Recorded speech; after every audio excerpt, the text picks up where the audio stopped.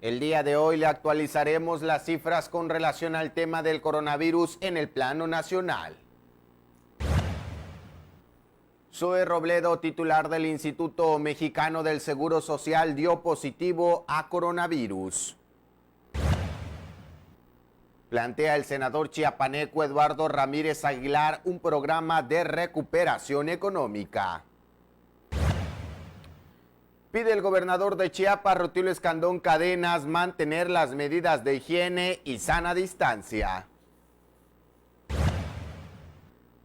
Muy buenos días, amigos de TVO Noticias. Al momento de Cuarto Poder, los saludamos con el gusto de siempre la mañana de este lunes, 8 de junio del 2020, por supuesto con el gusto de siempre para informarle a usted de los acontecimientos más importantes que se han generado en la agenda local, nacional, en temas de cultura, espectáculos y por supuesto también parte de las actividades deportivas. Alejandro Moguel, muy buenos días. ¿Cómo estás, Adolfo? Muy buenos días a todos. Del otro lado de la pantalla, saludo a mi compañero Carlos César el día de hoy. Carlos, pues algunos temas interesantes que hay que poner sobre la mesa y que tienen que ver también sobre el impacto del trabajo periodístico ante la pandemia del coronavirus. Buenos días. Adolfo, Alejandro, Pablo Victorio, muy buenos días. Así es, amplio tema también para analizar conjuntamente entre ustedes, su servidor y la sociedad chiapaneca que nos hace el favor de vernos y escucharnos. Más adelante regresaremos contigo. Voy de lleno entonces a ofrecerle a usted cómo están las cifras del panorama nacional con relación al tema del coronavirus, cómo se están moviendo los datos, por supuesto, para que usted los tenga de primera mano. Mire, del 28 de febrero al 7 de junio se han confirmado en la República Mexicana 117,103 personas confirmadas de coronavirus y de ellas 19,629 son confirmadas activas, es decir, que se contagiaron en los últimos 14 días y que por lo tanto aún pueden contagiar a más personas. Hay 45,317 casos sospechosos y quizás el dato más preocupante es el que tiene que ver con las defunciones, 13,699 muertes a causa del coronavirus. Las cifras del COVID-19 en Chiapas están de la siguiente manera. Se han confirmado hasta ayer 2,582 casos. Ha habido 179 defunciones y hay 1,471 recuperados, informó la Secretaría de Salud del Gobierno de Chiapas. También dio a conocer este dato, sigue aumentando el número de municipios con al menos un contagio. Estamos ahora ya a 69,4% de los municipios que han presentado algún caso en el estado de Chiapas. Y recuerde que este lunes pues prácticamente se dio por finalizada la tercera semana de máximos contagios y por supuesto defunciones en el estado de Chiapas a consecuencia del coronavirus, pero los contagios de una u otra manera van a continuar de manera constante y permanente por lo menos hasta diciembre, según el secretario de Salud. Tenemos ya entonces en el estado de Chiapas 2,582 personas contagiadas. Le comparto la siguiente información con relación al tema del coronavirus, y es que el secretario de Salud de Chiapas, José Manuel Cruz Castellanos, informó que a 104 días de la pandemia por coronavirus y al cumplirse las 3 semanas pronosticadas como críticas de contagio, la entidad acumula 2,582 personas contagiadas y 179 desafortunadamente han perdido la vida. En conferencia de prensa, donde diario actualiza los casos de coronavirus, dio a conocer que en las últimas horas se confirmaron 81 nuevos casos, entre ellos 44 hombres y 37 mujeres desafortunadamente aparecieron. 3 menores de edad y una embarazada, así como 7 decesos más. Los municipios que registraron los máximos contagios en las últimas horas fueron Tuxtla Gutiérrez con 45, Tapachula con 8, Pichucalco con 5, Chiapa de Corzo y Tonalá con 3 casos cada uno, Ocoso, Cuautla, Palenque y Ajalón 2 cada uno, Altamirano, Arriaga, Berriozábal, Comitán, Cocingo y Ostoacán aparecieron también en la lista. Hace algunas semanas se dio a conocer que el director jurídico del IMSS había dado positivo en COVID-19. Anoche, el propio director general de esa institución, Zoé Robledo, dio a conocer que había dado positivo también. Hace un rato, en la conferencia mañanera, el presidente López Obrador confirmó ese dato, pero agregó que los demás integrantes de la familia de Zoé también dieron positivo y les deseó pronta recuperación. Y efectivamente ya anoche a eso de las 9 o 10 de la noche, el director general del Instituto Mexicano del Seguro Social, Zoé Robledo Aburto, informó que dio positivo al virus SARS-CoV-2 causante de la enfermedad COVID-19, pero que se mantiene en buen estado de salud. El Seguro Social, mediante un comunicado, detalló que a partir de la confirmación se aplicó el protocolo epidemiológico correspondiente y se determinó el aislamiento domiciliario del titular de esa institución. El director general se encuentra en buen estado de salud y desde su domicilio trabaja y coordina las responsabilidades que tiene el Instituto Mexicano del Seguro Social a nivel nacional en seguimiento puntual a las acciones que realiza la institución. Asimismo, el área epidemiológica de la institución está en permanente vigilancia de la evolución del caso y de las personas que tuvieron contacto con el director general del IMSS, apunta en un comunicado. Y le decía yo que hace un rato en la conferencia mañanera de hoy el presidente López Obrador confirmó esa información, pero añadió que también dieron positivo los demás familiares de Zoé Robledo y les deseó pronta recuperación. Bueno, y aquí nuestro compañero William Chacón refuerza esto que yo le decía, que el descenso pronunciado de contagios de coronavirus va a disminuir hasta diciembre. El secretario de Salud, José Manuel Cruz Castellanos, manifestó que si bien lo que se consideró como el pico de contagios de coronavirus terminó este sábado, los casos positivos disminuirán de forma gradual en las próximas semanas y sería hasta diciembre cuando se registra un descenso más pronunciado de casos. Reiteró que el objetivo del sistema de salud ha sido prolongar la pandemia lo mayor posible para que los casos no incrementen de forma exponencial y los hospitales no colapsen, toda vez que hay la infraestructura, insumos y personal necesarios para atender a todos. El funcionario reportó para este domingo 7 de junio 81 nuevos casos positivos en 44 hombres y 37 mujeres. Los nuevos pacientes se ubican 45 en Tuxtla Gutiérrez, 8 en Tapachula, 5 en Pichucalco, 3 en Chiapa de Corzo, 3 en Tonalá, 2 en Ocoso, Cuautla, 2 en Palenque, 2 en Yajalón, así como un caso en los municipios de Altamirano, Arriaga, Berriozábal, Comitán, Ocosingo, Ostoacán, San Cristóbal de las Casas, Solosuchiapa, Tila, Tuxtla Chico y Venustiano Carranza. En las últimas 24 horas también se registraron 7 defunciones, que correspondieron a un hombre de 76 años de edad de Chiapa de Corzo, una mujer de 16 años de San Fernando, un hombre de 37 años de Chenaló, un hombre de 53 años de Tuxtla Gutiérrez, un hombre de 46 años de Tonalá, un hombre de 67 años de Tuxtla Gutiérrez y una mujer de 45 años también de la capital. Hasta el momento se registra 2.582 casos acumulados, 873 altas, 1.289 ambulatorios, 99 hospitalizados estables, 90 graves, 52 intubados y 179 defunciones. Para TVO de Cuarto Poder, William Chacón. Bien, ya sabemos de sobra que hay algunas enfermedades que complican el desarrollo del COVID-19 en los organismos humanos, pero también hay algunos malos hábitos, entre ellos el de ser fumadores. Además de las diferentes condiciones que se presentan en la población del estado de Chiapas, que van desde la no existencia del COVID-19 u otras teorías poco lógicas, la realidad es que el combate a esta enfermedad se complica por el alto porcentaje de fumadores que existe en la entidad. Actualmente es el tabaquismo el mal que aqueja y complica atender los casos de COVID-19 que lamentablemente todos los días están cobrando vidas en diferentes municipios de la entidad, de acuerdo a los informes de la propia Secretaría de Salud.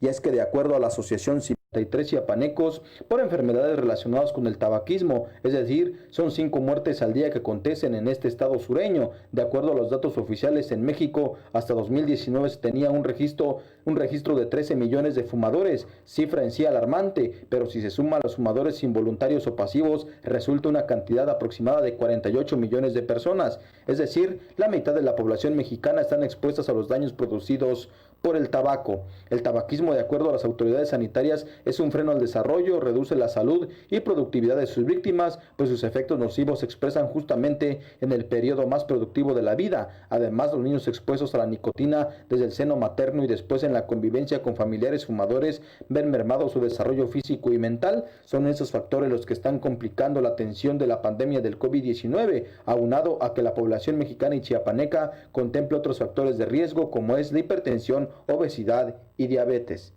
Para TVO Noticias de Cuarto Poder, Rodolfo Flores. Y bueno, el gobernador chiapaneco pues está pidiendo todavía a la población mantener la higiene en esta etapa, aunque hayan terminado ya estas 3 semanas críticas de contagios. Le comparto la siguiente información y es que tras enviar un fraternal saludo a las y los chiapanecos, el gobernador Rutilio Escandón Cadenas pidió a la población cuidarse y proteger a sus seres queridos permaneciendo con las medidas de higiene y por supuesto de sana distancia para prevenir contagios de coronavirus. Desde Palacio de Gobierno el mandatario señaló que la única medicina para evitar este virus tan agresivo y que por supuesto ya no se propague es atender las recomendaciones de expertos que son el lavado de manos constante con agua y jabón, no tocarse la cara y guardar la sana distancia dentro y fuera del hogar. Si bien desde el inicio de esta emergencia se instalaron clínicas de atención respiratoria COVID-19 en los diferentes municipios de Chiapas, donde se encuentran excelentes recursos humanos sacando adelante a los pacientes, Escandón Cadenas insistió en que lo principal es la prevención.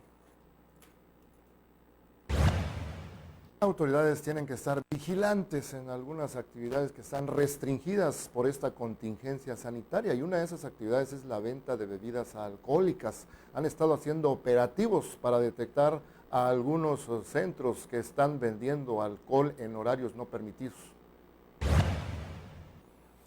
La noche del pasado sábado, autoridades municipales de Ocosingo, en coordinación con la Fiscalía Zona Selva, con el firme propósito de garantizar la salud de los ocosinguenses, ejecutaron un operativo para catear un bar nocturno en donde se encontraba comercializando bebidas embriagantes, violando la ley seca que se mantiene por la contingencia sanitaria de la pandemia COVID-19. Diversas corporaciones como Salud Municipal, Protección Civil, Policía Estatal, Preventiva, Policía Ministerial de Tránsito, Vialidad, entre otras, llevaron a cabo este cateo en donde lograron la detención de 5 personas del sexo femenino que dijeron ser encargadas del bar conocido como La Pachanga. En el lugar también decomisaron bebidas alcohólicas que estaban siendo distribuidas de manera clandestina. Por estas acciones tan importantes para la salud pública, el mandatario municipal ha designado como coordinador de esas tareas a Gerard Trujillo Rodríguez, secretario del Ayuntamiento de Ocosingo. Las mujeres detenidas son Gabriela, de 22 años, originaria de Altamirano, Paola, de 30 años, originaria de Palenque, Eva, de 30 años, originaria de Palenque también, Yasmín Gabriela, de 28 años, de Tapachula, y Heidi, de 33 años, originaria de El Salvador.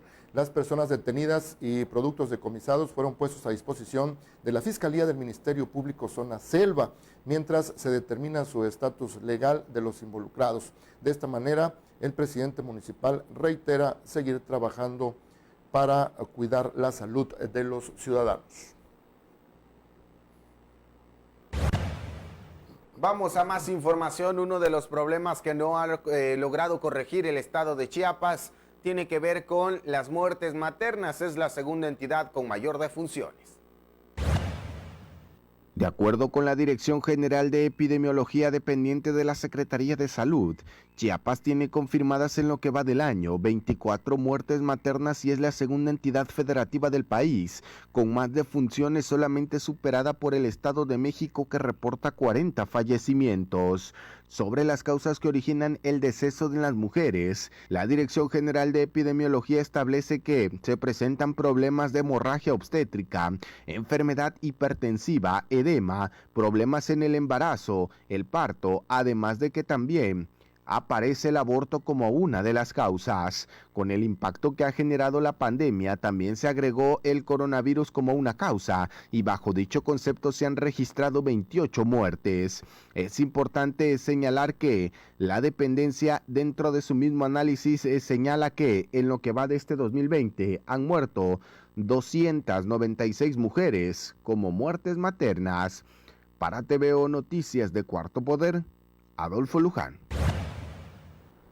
Hay varios sectores que están resultando muy afectados por la consecuencia de la crisis sanitaria que estamos viviendo, pero el de la construcción de vivienda dicen que ha alcanzado ya hasta un 50% de afectaciones. La suspensión de actividades en la industria de la construcción y rubros afines debido a la emergencia sanitaria por la pandemia del coronavirus derivó en una caída de entre un 40 y 50% en la producción de vivienda, señaló el presidente estatal de la Cámara Nacional de la Industria de Desarrollo y Promoción de la Vivienda, Jorge Burguete Torrestiana. Recordó que desde hace años se ha intentado superar la meta de 2,000 viviendas construidas en un año en todo el estado, pero se han quedado por debajo. Este año se veía muy viable, pero por la emergencia sanitaria se ha descartado, convirtiéndose ahora en el objetivo para el 2021. Enfatizó que la suspensión de actividades en la industria de la construcción, mientras no se consideraba una actividad esencial, así como de otras ramas que forman parte de la cadena productiva, dejó un fuerte impacto negativo en la producción de viviendas. Con la reactivación de la industria ha tratado de retomar todos los trabajos, pero ha sido complicado debido a que otras ramas consideradas no esenciales y que son parte de la cadena productiva de la construcción siguen suspendidas. Para TVO de Cuarto Poder, William Chacón. Pero no solamente eso, también el mercado inmobiliario ha ido a la baja en el estado de Chiapas. Una fuerte caída en el mercado inmobiliario en Tuxtla Gutiérrez de entre el 60 y 70% provocó la suspensión de actividades y la jornada de sana distancia derivado de la emergencia sanitaria por la pandemia del coronavirus, viéndose más pronunciada en la compraventa. Así lo manifestó el presidente de la Asociación Mexicana de Profesionales Inmobiliarios, filial Tuxtla Gutiérrez, Julio César Ramos Martínez, y agregó que en el mercado de arrendamiento, enero y febrero históricamente son meses de alta demanda. Este año incluso registraron un incremento respecto al 2019, sin embargo a partir de marzo y abril comenzó a bajar. Indicó que esto se dio a pesar de que los profesionales inmobiliarios no suspendieron totalmente sus actividades, al igual que notarías, bancos o el registro público de la propiedad. Apuntó que el mercado inmobiliario se rige por la oferta y demanda. Por ejemplo, el promedio de las rentas ha ido a la baja hasta en un 50% a la par de la demanda, sobre todo en Tuxtla Gutiérrez y San Cristóbal de las Casas, que registran una plusvalía alta por sus características.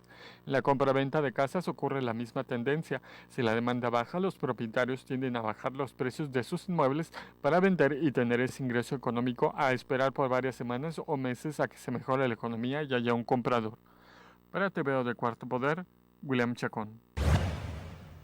El senador Eduardo Ramírez, senador chiapaneco, ha estado haciendo algunas propuestas para ayudar a grupos vulnerables en esta crisis sanitaria y ahorita está planteando ya un programa de apoyo económico. Eduardo Ramírez Aguilar, senador por Chiapas, manifestó que analiza plantear desde el Senado un programa de recuperación económica ante la posible crisis que dejaría en nuestro país la contingencia sanitaria por el coronavirus, por lo que serán presentadas una serie de iniciativas que ayudarán a recuperar la economía nacional y local, explicó el legislador chiapaneco. En ese sentido, Eduardo Ramírez señaló que analiza la reducción de impuestos, la desburocratización de los trámites para la creación de las pequeñas y medianas empresas, de tal manera que se haga con mayor agilidad y se pueda elevar el consumo. Ramírez Aguilar dijo que también se estudia junto con otros legisladores una ley de seguro de empleo para todos los trabajadores del comercio informal, toda vez que son personas laboralmente vulnerables por la naturaleza de su trabajo.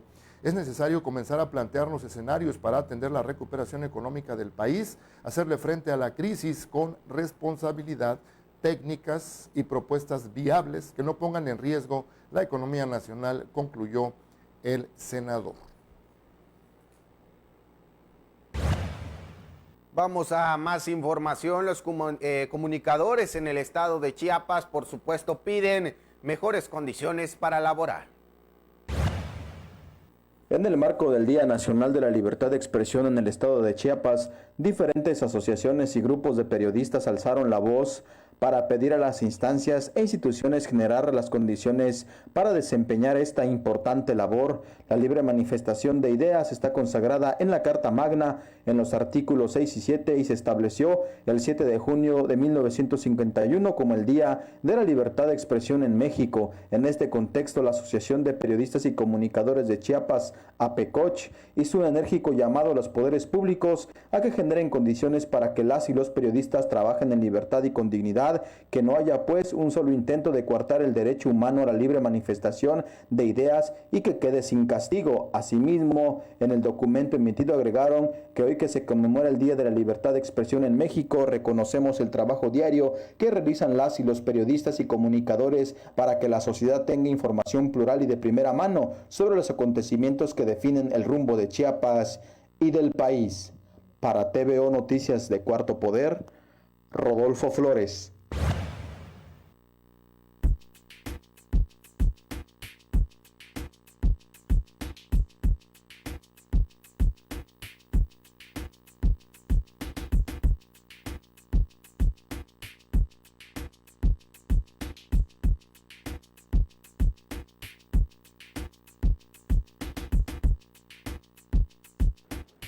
Saludamos de nueva cuenta a nuestro compañero Carlos César para hablar el día de hoy sobre este tema bastante interesante y tiene que ver con cómo el coronavirus también cambió la forma de hacer periodismo. Carlos César, muy buenos días.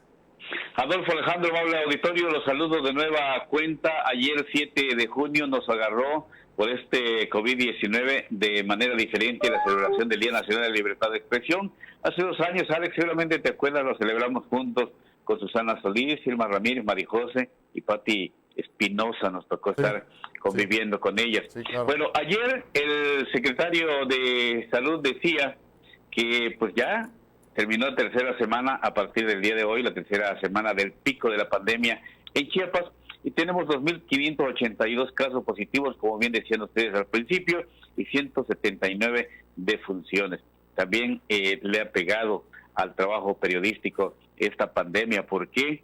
Porque llegan más rápido las noticias falsas, la desinformación a la ciudadanía que la información.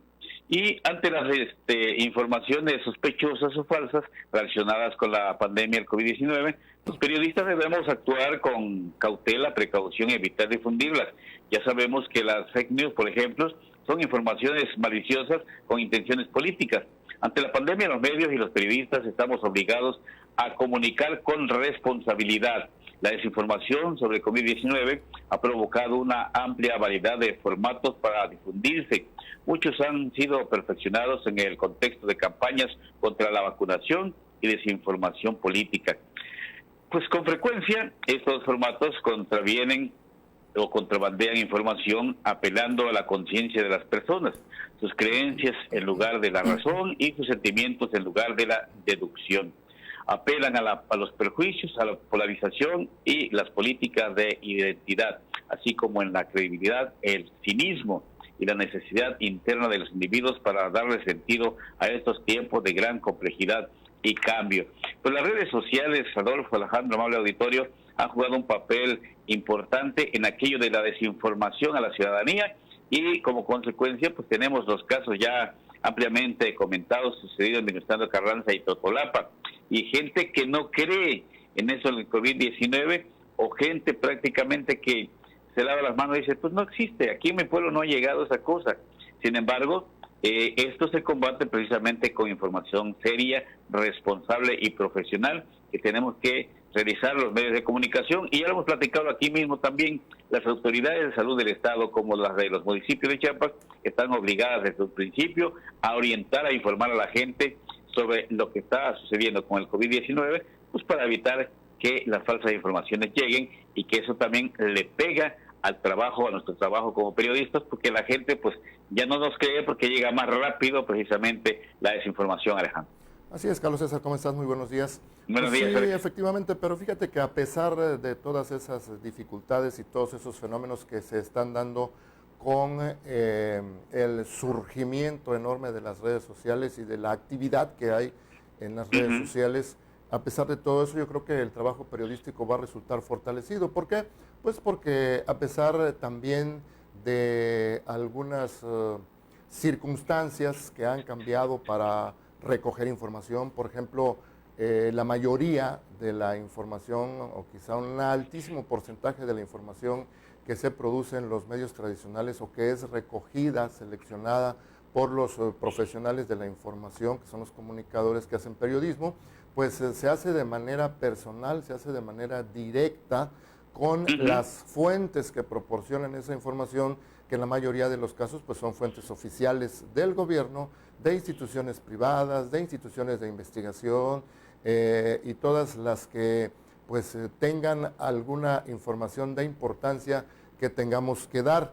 Pero pues esta pandemia, esta crisis ha provocado que se haga de manera indirecta, ¿no? A través de la vía telefónica, a través de las mismas redes sociales, en los instrumentos tecnológicos que hay para poder hacer una entrevista a larga distancia y no hacerla presencial. Bueno, pues esas sí han sido algunas dificultades que se han presentado ahora, pero creo que la esencia del trabajo del comunicador no se va a perder, sino por el contrario se va a fortalecer, porque lo que tú decías, el activismo que hay de mucha gente en redes sociales, que en algunos o en muchos casos pues ya creen o se creen ser periodistas, pues eso se va a ir menoscabando, se va a ir desechando, porque no lo hacen de una manera profesional, ¿no? El trabajo del periodista pues es bastante específico, hay que hacer la diferencia, en este caso cabe hacerla, de qué cosa es información y qué cosa es periodismo. La información es muy amplia, cualquiera puede dar información, pero la información que da el periodista es una información con un trabajo profesional. El periodista recaba la información, la selecciona, la procesa, la recoge en un soporte, que en este caso pues es la radio, la televisión, los medios impresos y todas aquellas plataformas que trabajan de manera muy seria y responsable ahorita a través de las nuevas tecnologías. Sin embargo, los que no son profesionales de la información, pues sueltan todo tipo de cosas que creen ellos son verdaderas, pero regularmente terminan siendo falsas, equivocadas o incompletas. El trabajo del comunicador profesional, pues es, o uno de los trabajos del comunicador profesional es confirmar la información que da para que pues sea lo más confiable posible.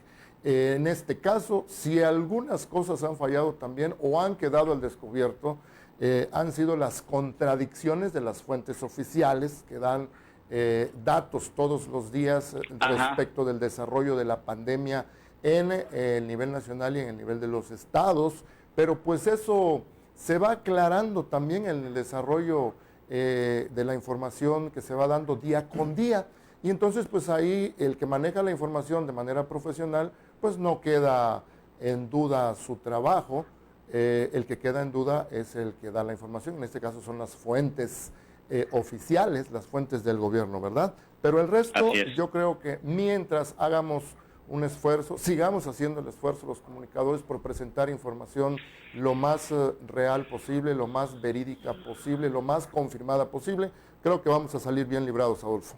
Sí, por supuesto, Alejandro. Carlos César, el tema de la pandemia, por supuesto que sí impactó el tema del ejercicio periodístico, pero me parece en este caso para bien, en el sentido de que siempre ha sido pues una profesión que demanda ser rigurosa en todos los sentidos, y en este caso más porque hablábamos de situaciones bastante delicadas, cuando menos la confirmación de los casos, pero hay otra línea delgada en la que un verdadero periodista tiene que cuidar, salvo que la familia a petición expresa autorice, ¿no? En este caso, la revelación de los nombres y apellidos, por supuesto, de las personas que han perdido la vida a consecuencia del coronavirus, con confirmar los casos, que lo haga oficial una autoridad, es suficiente para la población. Esto también para evitar, por supuesto, un tema de apología de violencia o de discriminación hacia las familias. Y hablamos del coronavirus porque básicamente ha venido a cambiar la forma de trabajo, que a veces también no es tan buena por un tema de prevención, en este caso, salvo la situación de las conferencias de prensa del secretario de Salud, pues prácticamente todo ahorita está encajonado y básicamente lo que estamos haciendo son entrevistas telefónicas, pero por supuesto, Carlos César, que no es lo mismo, no palpa uno el sentir del funcionario, de quien quiere hacer una denuncia, y tan importante ha sido el periodismo en tiempos de contingencia, que es lo que ha provocado básicamente el resbalón de algunos funcionarios, en este caso de la salud, con algunas de sus declaraciones que los han llevado incluso al plano nacional por ser declaraciones equivocadas. Incluso también en tiempos de pandemia los periodistas han reportado aquellas situaciones que a la autoridad no le gusta, como ha sido el constante desabasto de medicamentos, las denuncias que ha tenido el personal de salud sobre el tema de los insumos y por supuesto todo aquello que no es oficial y que quizás en tiempo de coronavirus incomoda más a las autoridades de salud, Carlos César. Así es, bueno, y no solo de la salud, sobre todo de los políticos, ¿no? En todo momento, pero pues volviendo al tema que les comentaba, Chiapas, y ya lo hemos dicho en otras ocasiones, Chiapas es el estado más pobre de la República Mexicana y tiene mucho que ver también con la cuestión educativa que conlleva a la cuestión de cultura. Así que la gente no muy lee. Los medios de comunicación, bueno, los periódicos en sí no llegan ni el 50% del estado de Chiapas, la población del estado. Una.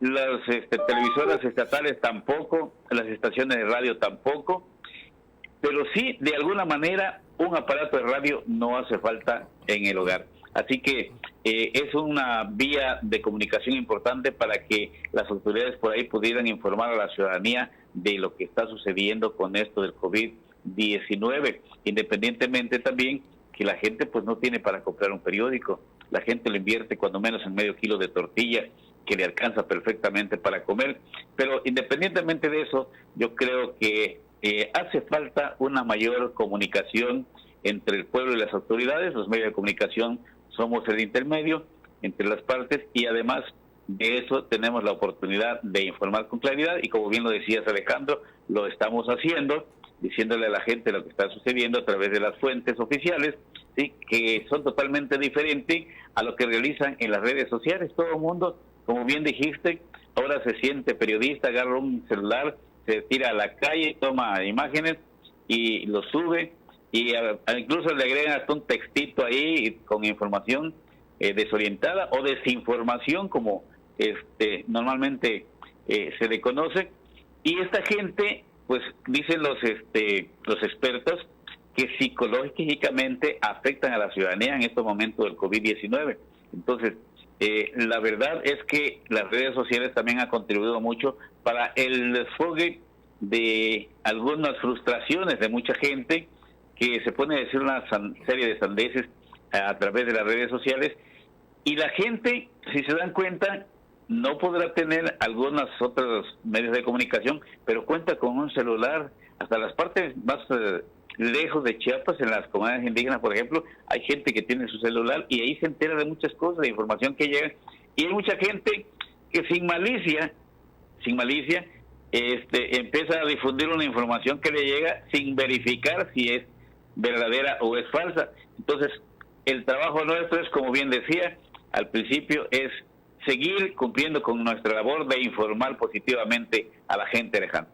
Así es, Carlos César. Pues termino mi comentario diciendo que hay crisis como esta, hay circunstancias especiales como el levantamiento armado zapatista, lo recordamos los de nuestra generación muy bien, que pues ponen en acción con mucho más intensidad el trabajo de los periodistas y nos obliga a ser más rigurosos en el tratamiento de la información para que la credibilidad del oficio del periodista o del comunicador o del periodismo en sí pues se mantenga vigente, ¿verdad?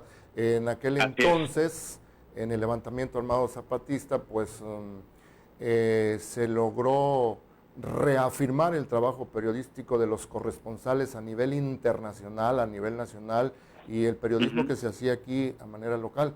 Y ahorita pues esta crisis de la misma manera, ¿no?, nos obliga a ser muy rigurosos en buscar fuentes de información confiables, cotejar la información oficial que nos dan con las que ocurren en la realidad, y la gente se da cuenta perfectamente bien de cuando se está haciendo un esfuerzo por informar con veracidad de los hechos. Con eso me quedo.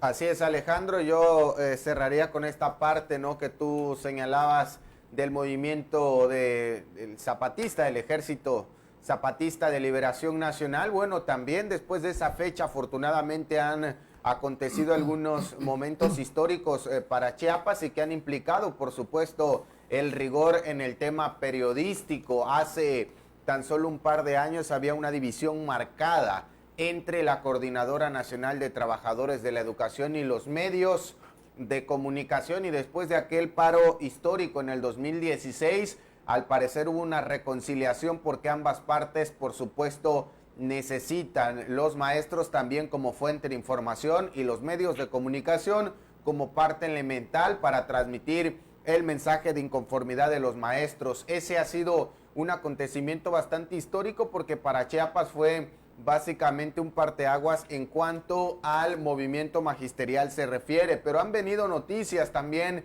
de otra magnitud, de otro tipo, que implican otro tipo de cobertura, como fue la llegada del Papa Francisco y que por supuesto también significó una noticia de impacto internacional, y ahí estuvieron los medios de comunicación dando cobertura desde diferentes ángulos y desde diferentes ciudades del estado de Chiapas. ¿O qué tal el paso del terremoto, que ha implicado, por supuesto, una participación netamente activa de los periodistas, porque han sido el contrapeso para denunciar todas las irregularidades en el proceso de construcción de las viviendas, pero también de las escuelas afectadas? Ha habido otro tipo de periodismo, ese periodismo social que ha llegado a los diferentes rincones del estado de Chiapas cuando hay impactos de fenómenos hidrometeorológicos, y uno de los últimos que recordamos fue aquel de Bárbara, que ocasionó daños bastante considerables en la costa del estado de Chiapas, y por supuesto el coronavirus, todos con temas que son bastante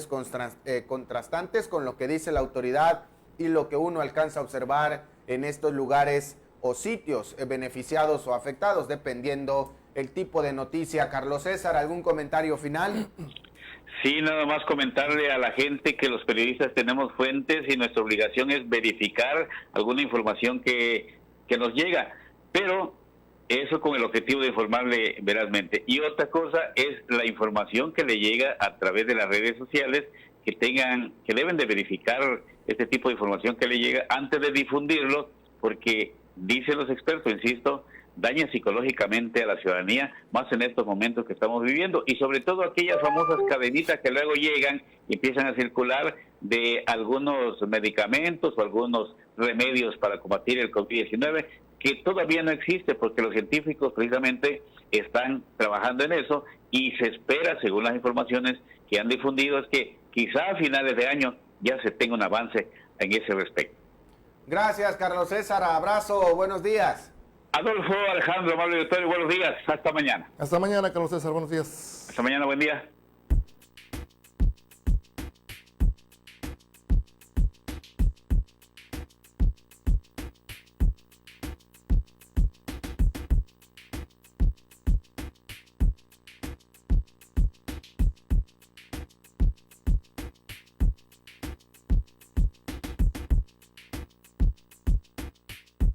Pues muchas actividades de nuestra vida diaria tendrán que irse acomodando bajo las indicaciones de las autoridades de salud en esta crisis sanitaria que estamos viviendo, y una de ellas es pues la de los estudiantes. La Universidad Autónoma de Chiapas está anunciando que podrán realizar movilidad virtual los alumnos en universidades de 5 países distintos.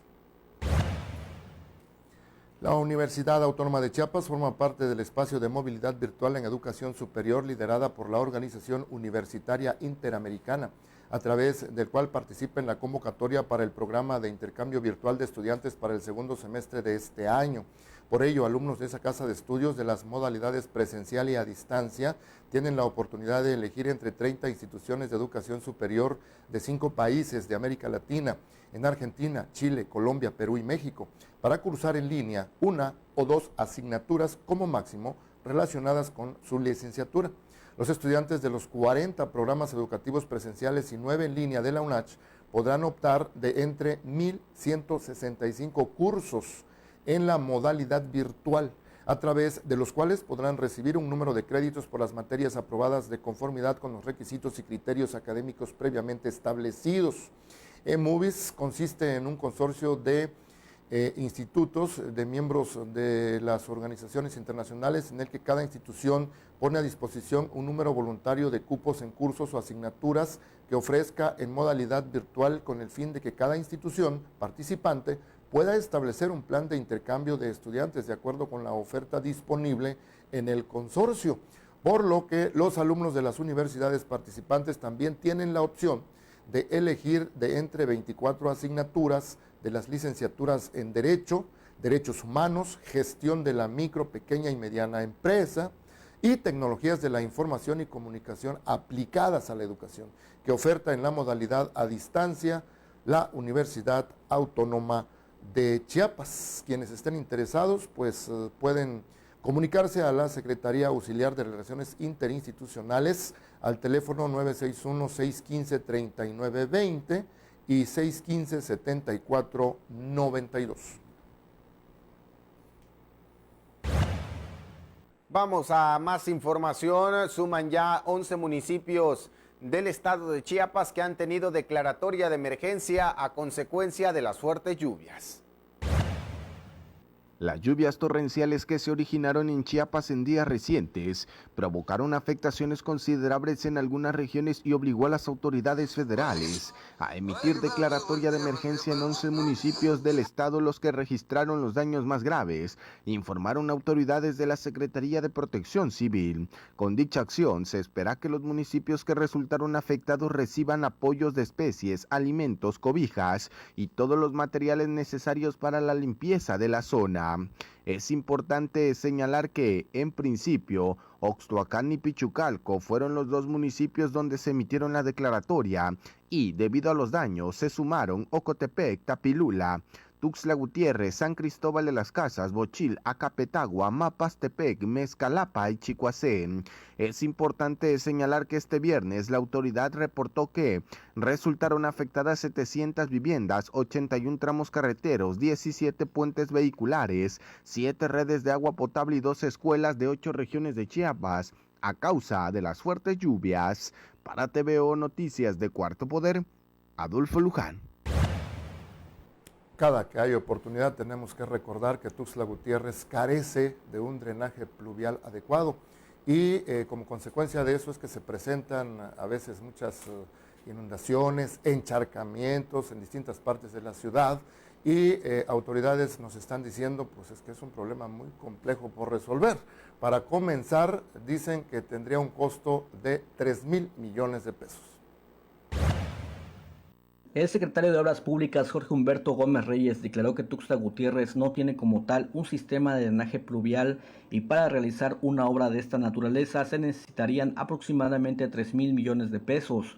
Dentro de este contexto, al estar en la temporada de lluvias, comentó que la ciudad cuenta con alcantarillas aisladas pero están colapsadas. Aunque se limpien, se tiene que cambiar los tubos, por lo que la solución es abrir y realizar una obra con materiales nuevos. Ante esta situación, el funcionario municipal destacó que este sistema es necesario al tener Tuxtla Gutiérrez la topografía de un plato hondo entre el cerro Mactumaxá y el Huitepec, el cual forma una cuenca pequeña y todo lo que llueve termina en el río Sabinal.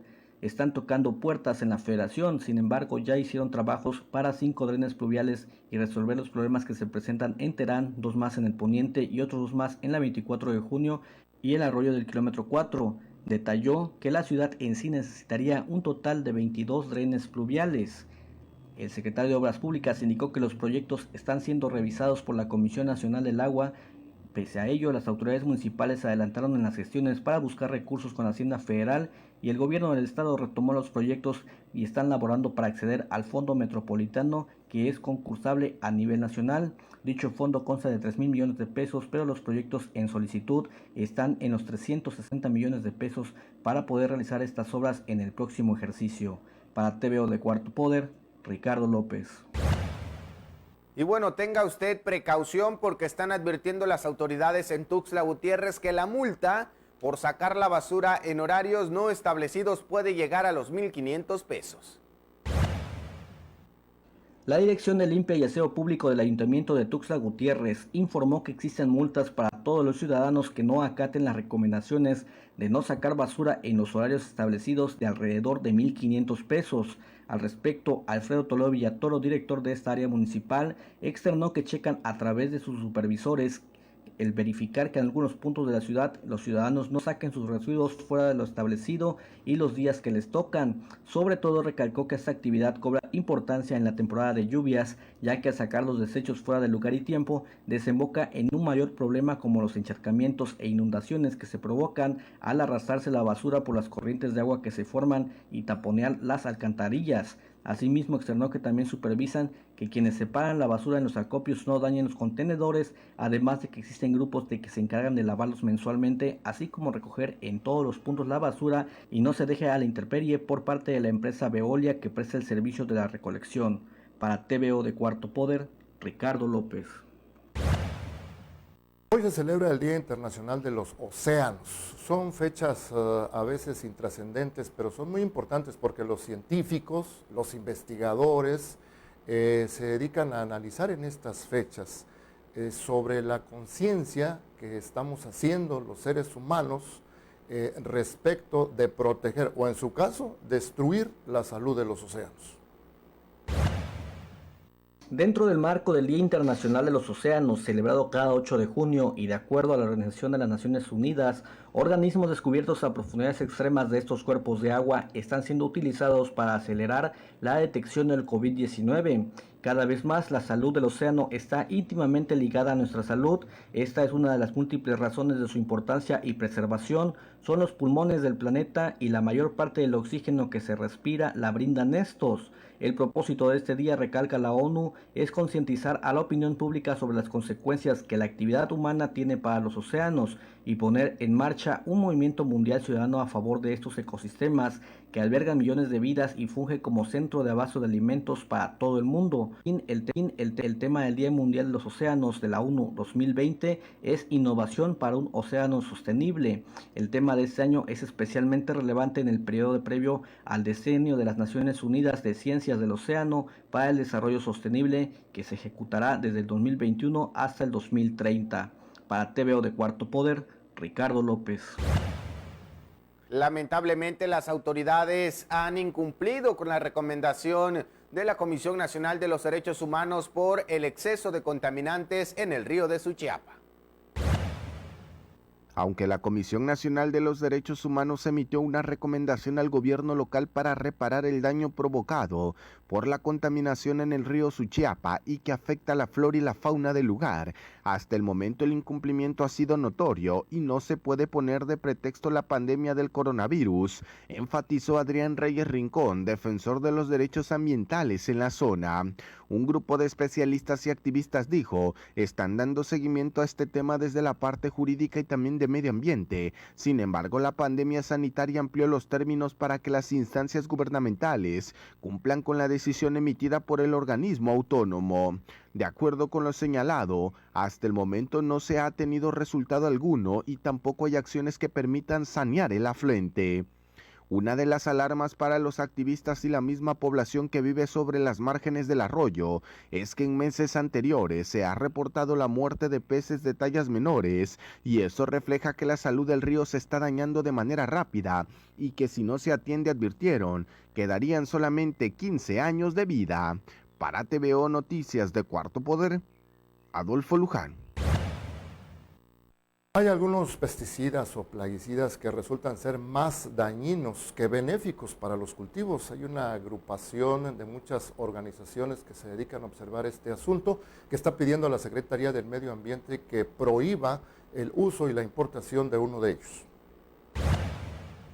La Red de Acción en Plaguicidas y sus Alternativas en México, agrupada por más de 180 organizaciones no gubernamentales y académicos de distintas universidades, exigieron a la Secretaría de Medio Ambiente y Recursos Naturales para que prohíba la importación de pesticidas como el glifosato. A través de una carta, las 180 organizaciones instaron a las autoridades federales mantengan la negativa a la importación del glifosato y se prohíba de manera creciente en todos los usos, además de las medidas para garantizar la protección de los derechos humanos a la salud y el medio ambiente y producir y consumir alimentos santos como una transformación agroecológica del sistema alimentario, más necesario que nunca en tiempos de COVID-19. La organización mencionaron que Semarnat ha negado la importación del glifosato desde diciembre de 2019 y ha reiterado la urgencia de tomar medidas legales para eliminar en forma progresiva la implementación y el uso del glifosato en México, ya que hay evidencias claras del daño que este compuesto químico ha causado a la salud de la población y la biodiversidad. Para TVO Noticias de Cuarto Poder, Andrés Sánchez. Y bueno, en el Instituto Nacional Electoral están invitando a la población a poder tramitar esta constancia digital que por supuesto acredita como una identificación oficial en tiempos de coronavirus.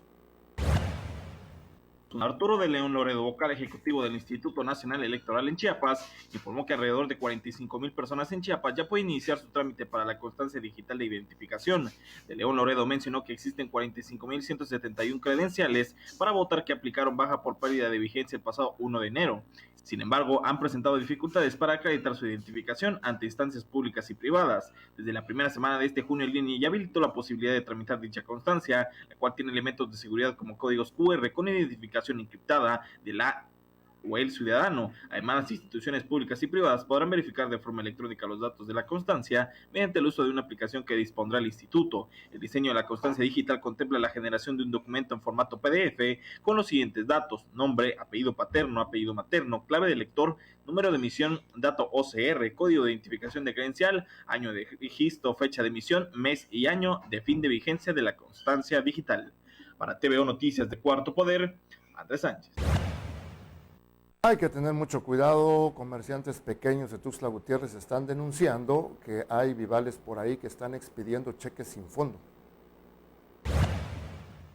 Pequeños comerciantes de la capital chiapaneca denunciaron que vivales están haciendo de las suyas aprovechando de la crisis que prevalece para estafar en la capital chiapaneca con los que resultan ser cheques sin fondos. De acuerdo a esta denuncia, se trata de una persona que se hace pasar como propietario de un conocido restaurante de comida en Tuxtla Gutiérrez, por lo que han sido ya varios empresarios y comerciantes estafados. Uno de los afectados detalló que este modus operandi, esta persona es el de pedir productos con vendedores en páginas de redes sociales, principalmente artículos electrónicos como celulares, cámaras fotográficas y de video. Este tipo se identifica con el nombre de Hugo y ya estafó a decenas de personas en Tuxtla y Chiapa de Corzo. Dice ser hermano del dueño de un conocido negocio de venta de gorditas y de una famosa pastelería. Agregaron que este sujeto, quien se desconoce si su verdadero nombre es precisamente Hugo, intercepta a sus víctimas que anuncian sus negocios en internet, los cita en algún punto de la ciudad. Una vez cerrado el trato y al momento del pago expone que no cuenta con efectivo,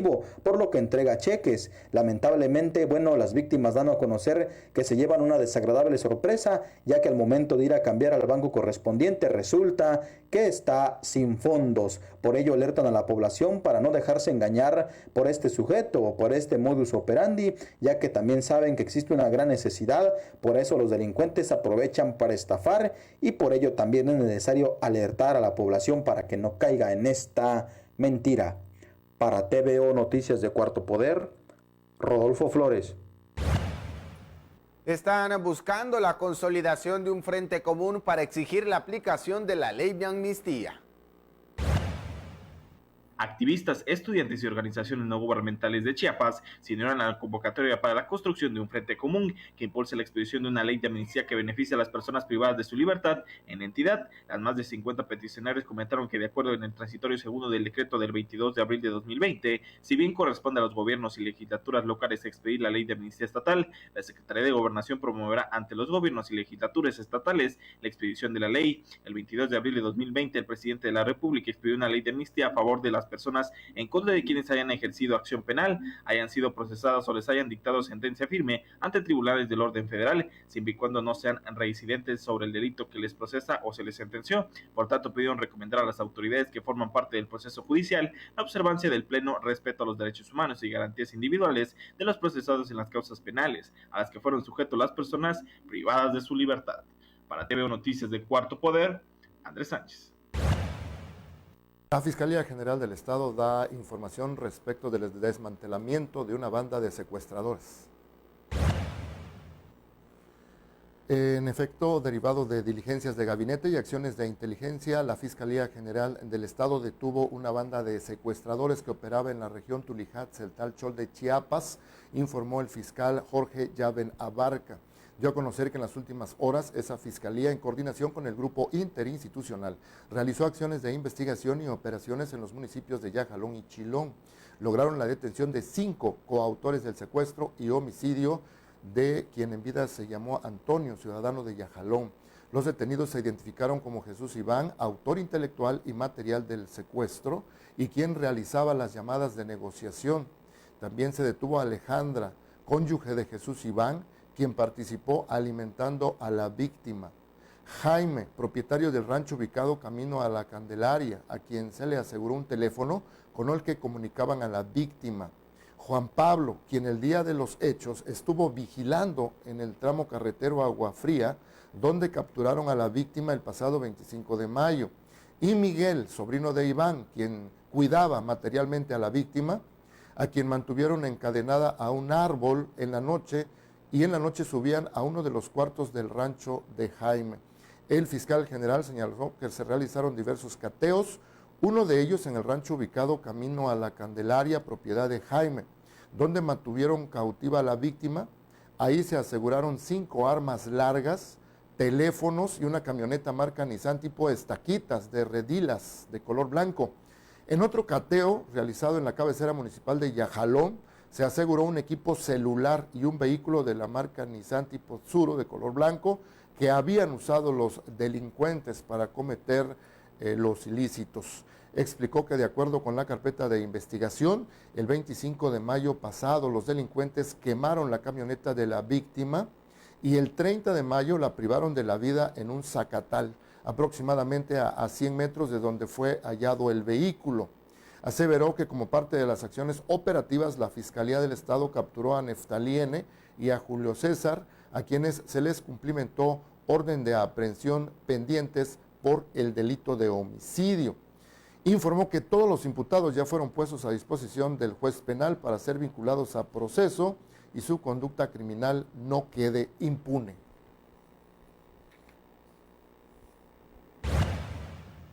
Aquí le cuento este accidente automovilístico donde desafortunadamente las consecuencias fueron fatales. Le comparto la información de Víctor Sánchez y es que una persona sin vida y daños materiales por varios miles de pesos fue el saldo que dejó un choque de una combi de pasajeros en contra de una caseta de verificación sanitaria sobre el tramo carretero Huixla-Villacomaltitlán. El reporte indica que la unidad accidentada es una Nissan tipo Urban, propiedad de la empresa Transportes Rápidos Huixla, con número económico 30 y permiso de la Secretaría de Comunicaciones y Transportes.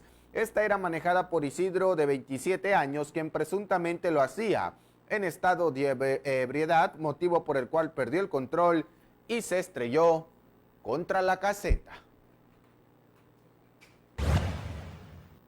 Lunes 8 de junio del 2020, aquí le presentamos los acontecimientos más importantes de Chiapas, plasmados en la portada y contraportada del periódico Cuarto Poder. El día de hoy, el gobierno de Rutilio Escandón Cadenas está pidiendo a la población mantener las medidas de higiene y sana distancia. El fiscal general Jorge Luis Llaven Abarca está reiterando el respeto a la libertad de expresión. En Tuxtla Gutiérrez, las multas por sacar la basura fuera de horario pueden ser de hasta 1,500 pesos. El senador chiapaneco Eduardo Ramírez Aguilar plantea un programa de recuperación económica y por supuesto esto que fue noticia a nivel nacional, el titular del Instituto Mexicano del Seguro Social, Zoé Robledo, dio positivo a coronavirus. Además, también en la contraportada hay información importante que está relacionada con los deportes.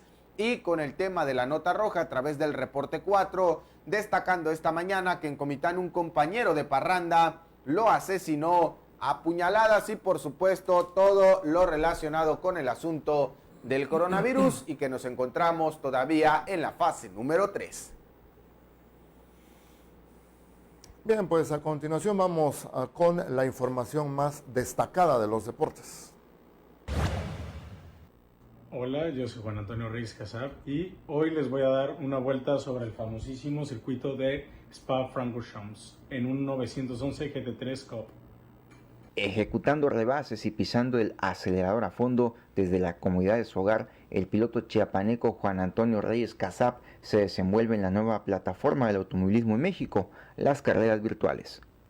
Desde Cancún, Quintana Roo, donde radica con su familia, Juan Antonio reconoció que al no poder estar rodando en su camioneta en los óvalos de México, el simulador se ha convertido en una alternativa perfecta para mantenerse en activo, entrenando para cuando sea posible volver y de paso divirtiendo a los fanáticos del deporte motor a través de las carreras de e-racing, mismas que ha puesto en marcha NASCAR Peak México Series como alternativa en medio de la pandemia del COVID-19. Sobre esta herramienta, el piloto del campeonato Mikel Strux de NASCAR México destacó que ayuda a los pilotos a tener inteligencia para manejar, porque es muy fácil chocar, te exige concentración y más constancia porque es fácil perder décimas en cada vuelta y ser más lentos.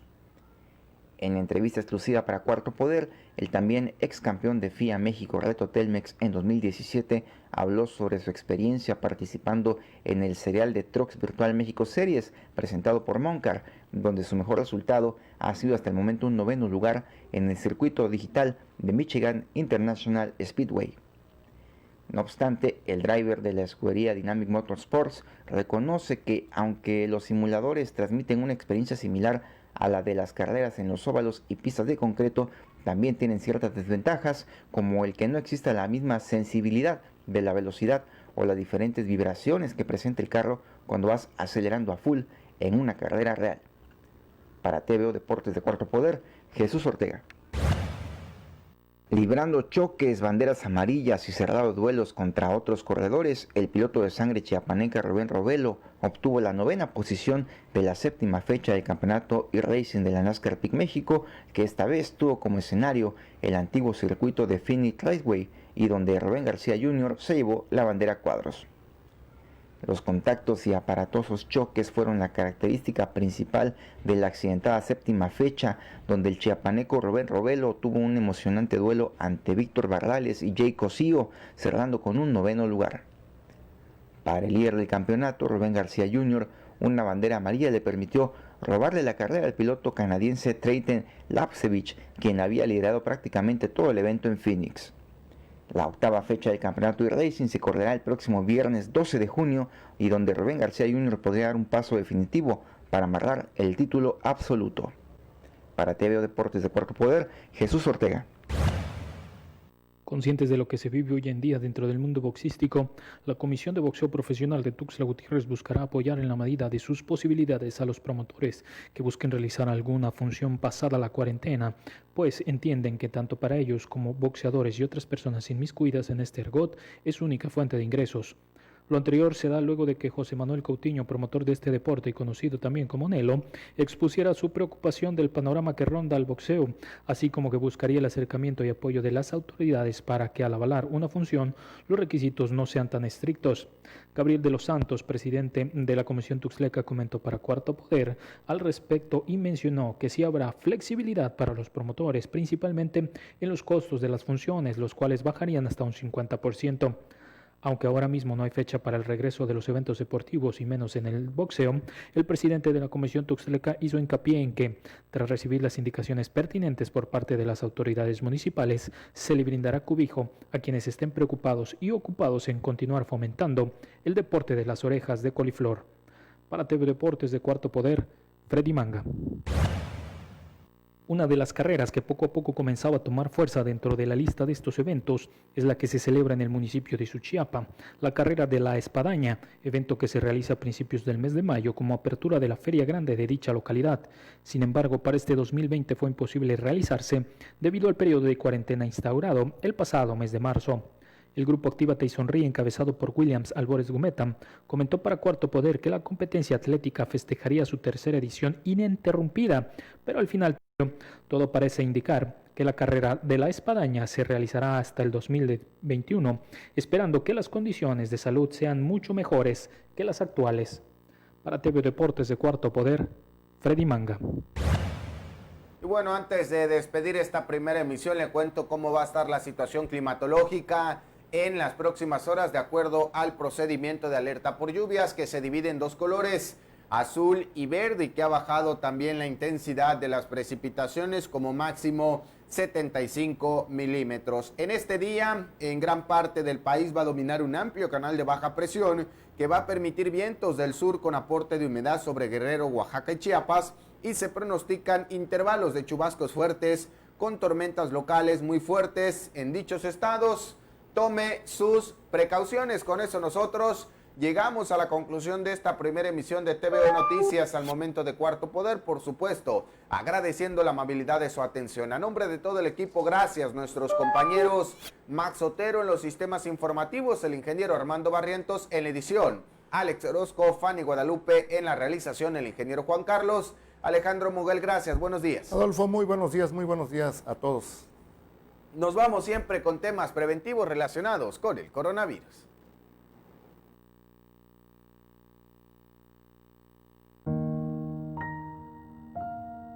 Hoy más que nunca debemos estar unidos y proteger a quienes más queremos. Los chiapanecos somos gente unida y solidaria. Vamos a poner el ejemplo desde nuestros hogares, quedándonos en casa. Yo no voy a poner en riesgo ni a mis padres ni a mis abuelos. Yo no voy a poner en riesgo a mis hijos ni a mis hermanos. Quedarse en casa puede evitar que yo lleve el virus del COVID-19 a mi hogar y ponga en riesgo la vida de mi familia. En Tuxtla, yo me quedo en casa. En Chiapa de Corzo, yo me quedo en casa. En Palenque, yo me quedo en casa. En Suchiate, yo me quedo en casa. En Tapachula, yo me quedo en casa. En Comitán de Domínguez, yo me quedo en casa. En Tonalá, yo me quedo en casa. En Huixtla, yo me quedo en casa. En Berriozábal, yo me quedo en casa. En San Cristóbal de las Casas, yo me quedo en casa. En Villaflores, yo me quedo en casa. En Atacán, me quedo en casa. En Ocosingo, Joón y Escomontana. En Chiapas, todos nos quedamos en casa. Gracias por quedarte en casa. Gracias por protegernos. En todos los municipios de Chiapas, nos quedamos en casa. Gobierno de Chiapas.